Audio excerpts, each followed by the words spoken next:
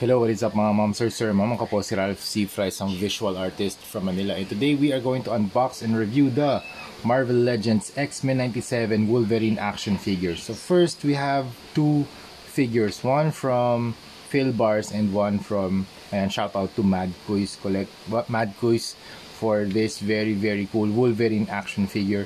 Dalawa yung action figures natin ngayon ng Wolverine kasi yung isa, gagawin natin battle damage, and yung isa naman gagawin natin comic book style custom repaint. Okay, measure muna natin yung height ni Wolverine. Yung height ni Wolverine ay around 5.75 inches tall. 1/12 scale na action figure. So let's start with the head. Ganda ng armor niya or suit nung head design, super nice. Para talaga siyang yung animation sa Disney Plus, yung Marvel Animations X-Men 97. Super nice. If you haven't watched it, subscribe kayo sa Disney Plus. Super nice ng ginawa nila dun sa X-Men 97 na show or series. Then you have the black sections dito sa kanyang part of the ear. Yan, pointed, very nice, ang laki. Tapos you have the white eyes. Tapos you have the yellow section dito sa top of the head until dito sa extension sa tip of the nose. Yan. Tapos meron tayo yung sa body niya, ang color palette niya dito, lemon yellow. Mas lemon yellow siya, hindi siya yung parang traffic yellow or warm yellow. Yan. Very lemon yellow yung kanyang colors dito, yung suit. Tapos you have the tiger stripes, yung black.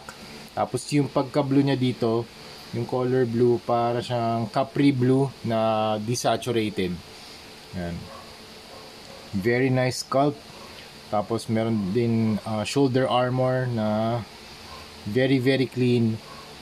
No degree or level of weathering, wala. And then meron sa arms niya naman, meron siyang sculpted hair, body hair. Meron din ditong facial hair, konting stubble lang sa kanyang face. Yan o. Okay, zoom in natin na onte. Yan.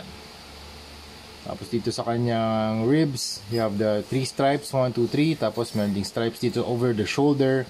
You have the red belt, the blue underwear. Tapos may extension din dito sa kanyang legs or sa kanyang hips. Para kapag in-articulate natin, kita pa din yung kanyang underwear design or yung costume design. And then you have the claws, very nice claws. Hindi siya naka-warp.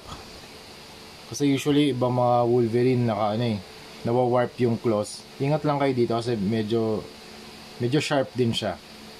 Yan. Pero hindi siya masyadong matalas kasi yung ibang claws super talas ng plastic. And very nice na claw na extensions dito. 1, 2, 3 claws sa right and 3 claws din dito sa left side, sa left arm niya. Tapos you have the legs, very muscular legs. Yellow din yung color, kapareho nitong sa kanyang body, lemon yellow. Tapos then you have the boots, black stripes, blue boots, yung stripes hanggang dito sa tip ng kanyang paa. Tapos sa ilalim nakalagay yung serial number and Marvel Hasbro 2023. Okay, sa likod naman ito yung kanyang back, right? Yung back design niya. Articulation, accessories muna. Ito yung kanyang alt head, very nice. Yung kanyang sectioning ng hair, very cool din, para siyang naka-wave papunta dito sa kanyang, parang sinisimulate din yung mask design niya. Yan. So, same silhouette, pati yung hair. Tapos meron din siyang facial hair dito sa gilid. And also yung expression niya, medyo galit siya. Angry face. Yan.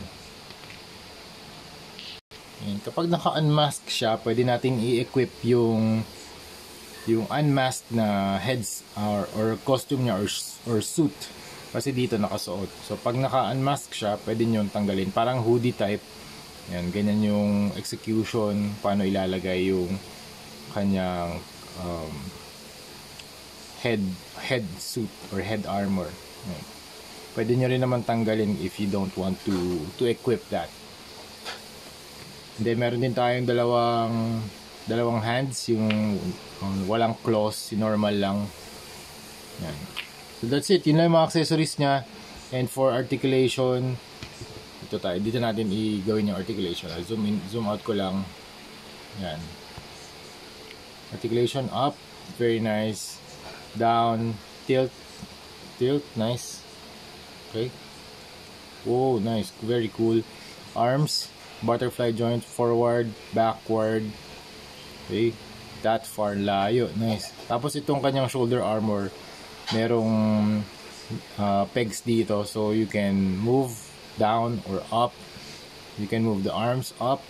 Meron ding swivel, 360 pwede. Tapos double jointed na arms or elbow.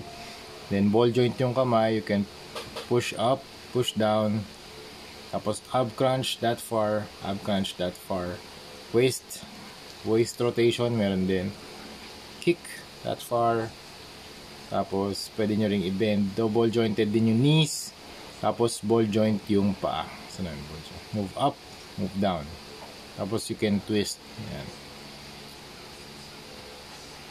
So that's it mga moms or sir ma'am. Super awesome Wolverine action figure. Now this figure cost around 2,200 to nakuha ko sa Philbars eh. Yan, kung meron kayong makitang 2,200 yan sa Philbars or any store, kunin nyo na mga moms sir if you have the extra resources, kasi sobrang ganda nito mga moms sir, Wolverine na action figure. And also yung price point niya umabot na rin ng 2,000 or 3,000 pataas. Alright, that's it mga mom sir. Thank you very much for watching and see you sa next video. Bye bye.